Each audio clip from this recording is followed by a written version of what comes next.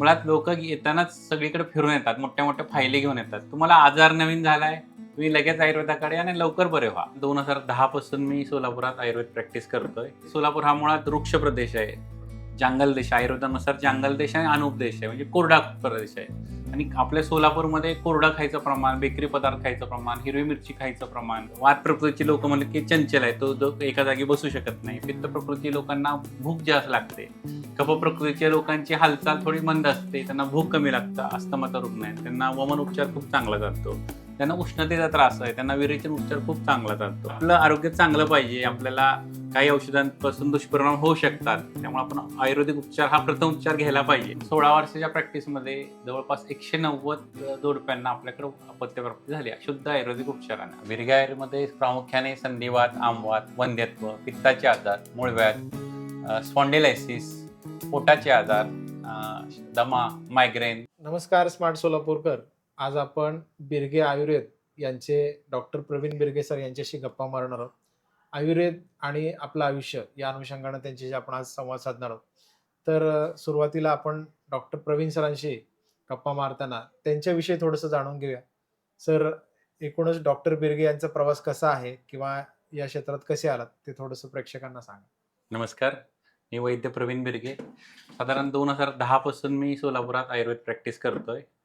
2004ला माझं BMSला ॲडमिशन झालं. त्यानंतर 2009ला माझं पासआउट झालं. त्यानंतर मी गुरुशिष्य परंपरेने कोल्हापूरला वैद्य विवेक हळदवणेकर यांच्याकडे गुरुशिष्य परंपरेने आयुर्वेद शिकलो. त्यामध्ये मी पंचकर्म आणि पंचभौतिकची दोन्ही प्रॅक्टिस करतो. 2010 पासून मी सोलापूरकरांच्या सेवेत. ओके, या क्षेत्राकडे कसे काय वळालात किंवा तुमच्या कुटुंबामध्ये काय वारसा वैद्यकीय सेवेचा होता का? माझी मामाची मुलगी वैद्य मेघा वनारोटे व माझे भाऊजी रवींद्र पाटील यांनी मला आयुर्वेदाची गोडी लावली.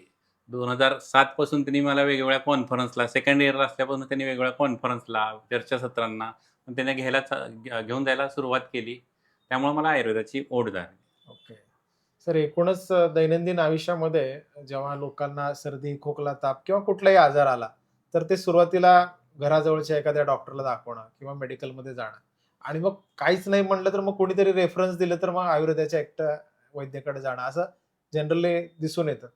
तर एकूण तुमच्याकडे येणाऱ्या रुग्णांचा ओढा किंवा त्यांच्यामध्ये आयुर्वेदाकडे पाहण्याचा नेमकं काय दृष्टिकोन आहे असं दिसतं तुम्हाला? मी सुरुवातीला 2010 पासून 2019 पर्यंत ही अशी परिस्थिती होती की ज्यावेळेस लोक सर्दी, खोकला झाले की जवळच्या डॉक्टरांना दाखवून औषधोपचार करत. पण जसा कोविड येऊन गेला त्यानंतर पूर्णपणे परिस्थिती बदलली. लोकांचा आयुर्वेदाकडे बघायचा दृष्टिकोन, किंवा आपण आपलं आरोग्य चांगलं पाहिजे, आपल्याला काही औषधांपासून दुष्परिणाम होऊ शकतात, त्यामुळे आपण आयुर्वेदिक उपचार हा प्रथम उपचार घ्यायला पाहिजे. 2019 पासून सध्या सर्दी, खोकला, ताप आला तर फक्त आयुर्वेदिक उपचार घेणारे पण आता लोक आहेत, की जेणेकरून सर्दी झाली तरी ते फक्त आयुर्वेदाचीच पुडी, आयुर्वेदाचीच मात्रा घेऊनच ते बरे होतात. असे बरेच रुग्ण आहेत का जे फक्त आयुर्वेदाचाच वापर करतात एखाद्या कुटुंबामध्ये? खूप लोक आहेत जे फक्त आयुर्वेद, मी जोपर्यंत पुढे पाठवत नाही तोपर्यंत फक्त आयुर्वेदिक उपचार घेतात. ओके सर, वात, पित्त आणि कफ याचा आणि आपल्या दैनंदिन आयुष्याचा काय संबंध आहे नेमका? वात, पित्त आणि कफ हे 3 दोष नाही आहेत. वात प्रकृती, पित्त प्रकृती, कफ प्रकृती असे 3 प्रकारच्या प्रकृती असतात.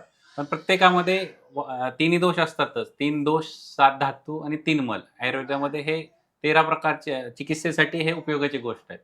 जे वात प्रकृतीची लोक म्हणले की चंचल आहे, तो एका जागी बसू शकत नाही. पित्त प्रकृती लोकांना भूक जास्त लागते. कफ प्रकृतीच्या लोकांची हालचाल थोडी मंद असते, त्यांना भूक कमी लागते. हे साधारण प्रकृती परीक्षण रुग्णानुरूप असते. ओके, दैनंदिन तुमच्या तपासणीमध्ये कोणत्या प्रकारचे रुग्ण सोलापूर आणि परिसरामध्ये तुमच्याकडे जास्त येतात? सोलापूर हा मुळात वृक्ष प्रदेश आहे, जंगल देश, आयुर्वेदानुसार जंगल देश आणि अनूप देश आहे, म्हणजे कोरडा प्रदेश आहे. आणि आपल्या सोलापूरमध्ये कोरडा खायचं प्रमाण, बेकरी पदार्थ खायचं प्रमाण, हिरवी मिरची खायचं प्रमाण, कॅल्शियमची कमी, त्यामुळे संधिवात, आमाताचे रुग्ण सोलापुरात जास्त आहेत. आणि त्याबरोबर माझ्याकडे वंध्यत्वाचे केसेस खूप आहेत. साधारण 16 वर्षाच्या प्रॅक्टिसमध्ये जवळपास 190 जोडप्यांना आपल्याकडे अपत्यप्राप्ती झाली शुद्ध आयुर्वेदिक उपचारानं. ओके, वंध्यत्वाच्या अनुषंगाने आता बरेच टेक्नॉलॉजी पुढे आलेली आहे, मोठ्या मोठ्या जाहिराती सुद्धा मार्केटमध्ये लोक करताना दिसतात. पण आयुर्वेदाच्या माध्यमातून वंध्यत्वावर कशी मात करता येते किंवा काय त्याचे उपचार पण आहेत का?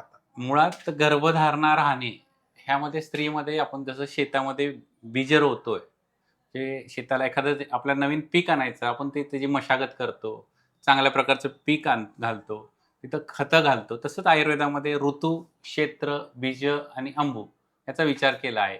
त्यामुळे हे जर आपण व्यवस्थित केलं तर त्या स्त्रीमध्ये, त्या पुरुषामध्ये स्त्री बीज चांगलं होतंय, पुरुष बीज होतंय आणि नैसर्गिक गर्भधारणा राहायला मदत होते. त्याबरोबर आम्ही त्याला पंचकर्माची, बस्तीची, विरेचनची, उत्तर बस्तीची आपण मदत घेतो. ओके. एकूणच आता आयुर्वेदिक ही जी उपचार पद्धती आहे, ही नियमित जे मार्केटमध्ये इतर उपचार पद्धती आहेत, त्याच्या तुलनेमध्ये महाग आहे का स्वस्त आहे? लोकांना बऱ्याचदा असा प्रश्न असतो, की बाबा आयुर्वेदिक डॉक्टरकडे गेले की महिना-महिना जावं लागतं आपल्याला. मुळात लोकं येतानाच सगळीकडे फिरून येतात, मोठ्या-मोठ्या फायली घेऊन येतात. तुम्हाला आजार नवीन झालाय, तुम्ही लगेच आयुर्वेदाकडे आणि लवकर बरे व्हा. हां. तुम्ही 3 वर्षाचा आजार घेऊन येतात, 4 वर्षाचा आजार घेऊन येतात. त्यामुळे तुम्हाला तो बरा व्हायला तेवढा कालावधी लागतोच. तुम्ही जर नवीन आजार असेल, अगदी 8 दिवसाचा आजार असेल, तर तो 2 दिवसात बरा होतो. महिना 2 महिन्याचा आजार असेल, तो 8 दिवसात बरा होतो. हा आयुर्वेदाविषयीचा गैरसमज आहे असं मी म्हणेल. म्हणजे एखाद्याने आपल्याला आजार आहे हे कळलं, तर ते आयुर्वेदाच्या माध्यमातून सुरू आयुर्वेदात केलं, अवश्य तर त्याला किती कालावधी लागतो? बऱ्याचदा आयुर्वेदाचे उपचार खूप वेळ चालतात, डॉक्टरांचा प्रभाव तेवढा जाणवत नाही असं म्हणतात लोक. पण हा तुम्ही जसं म्हटल्यासारखं गैरसमज आहे. पुन्हा एकदा आपल्या लोकांना काय सांगता येईल? मुळात आता तुम्हाला सर्दी खोकल्यासारखा आजार असेल, तो एका दिवसात पेशंटला फरक पडायला चालू होतो. आत्ता झाली सर्दी, 2 दिवसात झाली, आलाय आमच्याकडे रुग्ण, अगदी पहिल्या दिवसापासून पहिल्या पुढीपासून पेशंटला फरक पडायला चालू होतो. आजार जुना आहे, दम्याचा आजार आहे, वर्षानुवर्ष पंप घेणारे रुग्ण आहेत, त्यांना बरं व्हायला थोडा वेळ लागतो, पण तो आयुर्वेदाने नक्की यश मिळतंय. आयुर्वेदाच्या जे उपचार तुम्ही करता त्याचे नेमके काय उद्देश आहेत किंवा लोकांना आपल्याला कशा पद्धतीने ते सांगता येतील? मुळात आयुर्वेदाचा उद्देशच आहे की स्वस्थस्य स्वास्थ्य रक्षणम आतुरस्य विकार प्रशमना. स्वस्थस्य स्वास्थ्य रक्षण म्हणजे जे निरोगी आहेत त्यांचं आरोग्य जपणं, आतुरस्य विकार प्रशमना, ज्यांना आजार आहेत त्यांना रोगापासून मुक्त करणं, हाच आयुर्वेदाचा उपचार आहे. त्यामध्ये स्वस्थस्य स्वास्थ्य रक्षण म्हणजे त्यांचं आरोग्य जपण्यासाठी जे स्वस्थ रुग्ण आहेत त्यांनी ऋतूनुसार पंचकर्म करावे, शरीरशुद्धी करावी. आता जो सध्या वर्षा ऋतू चालू आहे, त्यामध्ये आयुर्वेद सांगतो की शरीरामध्ये वात दोष वाढलेला असतो, त्यामध्ये स्वस्थ लोकांनीही बस्ती उपक्रम करावा. त्याच्यामध्ये स्नेहन स्वेदन हे पूर्वकर्म करून आम्ही त्यांना बस्ती देतो. पंचकर्माचा सर उल्लेख आलेला आहे, तर पंचकर्म नेमकं कशासाठी केलं जातं किंवा त्याला किती कालावधी लागतो? पंचकर्म हे आयुर्वेदातली शोधन चिकित्सा आहे. हे 2 प्रकारे चालतात. एकतर जे स्वस्थ आहेत त्यांच्यासाठी ऋतूनुसार शरीर शोधन, आणि ज्यांना व्याधी आहेत त्यांना, आता समजा तुमचा अस्थमाचा रुग्ण आहे, त्यांना वमन उपचार खूप चांगला चालतो. ज्यांना उष्णतेचा त्रास आहे त्यांना विरेचन उपचार खूप चांगला चालतो. ज्यांना वारंवार बेंड होतात, अपसेस होतात, आयुर्वेदात त्याला विद्रधी म्हणतात, त्याला रक्तमोक्षण उपचार, विरेचन उपचार खूप चांगला चालतो. मायग्रेनचा रुग्ण आहे त्यांना रक्तमोक्षण, विरेचन खूप चांगलं चालतंय. पंचकर्माचे नेमके सर किती प्रकार आहेत किंवा काय सांगता येईल या अनुषंगाने? आयुर्वेदामध्ये पंचकर्माचे 2 प्रकार आहेत, म्हणजे 5 प्रकार आहेत. त्यात पूर्वकर्म म्हणजे स्नेहन स्वेदन, आणि 5 मुख्य पंचकर्म, त्यामध्ये वमन, विरेचन, बस्ती, रक्तमोक्षण आणि नस्य ह्या पंचकर्माचा समावेश होतो. आता अलीकडे सर फास्ट फूडचा जमाना आहे, तर दैनंदिन आयुष्यामध्ये सुद्धा फास्ट फूडच्या बऱ्याच गोष्टी आलेल्या आहेत. तर त्याचा आरोग्यावर नेमका कसा परिणाम होतो? बदलत्या जीवनशैलीनुसार किंवा बदलत्या आहार पद्धतीनुसार आता लोकांचं स्थौल्य, वजन वाढणं, डायबिटीस, PCOD हे प्रकार खूप वाढले आहेत. त्यामुळं शक्यतो आयुर्वेदिक जीवनशैली, दिनचर्या, ऋतुचर्या सर्वांनी पाळावी. आपल्या या बिरगे आयुर्वेदमध्ये नेमके कोणते उपचार उपलब्ध आहेत? बिरगे आयुर्वेदमध्ये प्रामुख्याने संधिवात, आमवात, वंध्यत्व, पित्ताचे आजार, मूळव्याध, स्पॉन्डिलायसिस, पोटाचे आजार, दमा, मायग्रेन, पचनसंस्थेचे आजार, लिव्हर सिरोसिस, त्वचा विकार, केसांचे विकार यावर उपचार आहेत. आपल्या या ठिकाणी येण्यासाठी पत्ता कसा सांगता येईल आपल्या लोकांना? आपला दवाखाना सोलापूर बस स्टँड पासून अगदी हाकेच्या अंतरावर आहे. सोलापूर बस स्टँड पासून निराळे वस्ती रोडला बिराजदार हॉस्पिटल समोर माझं क्लिनिक आहे.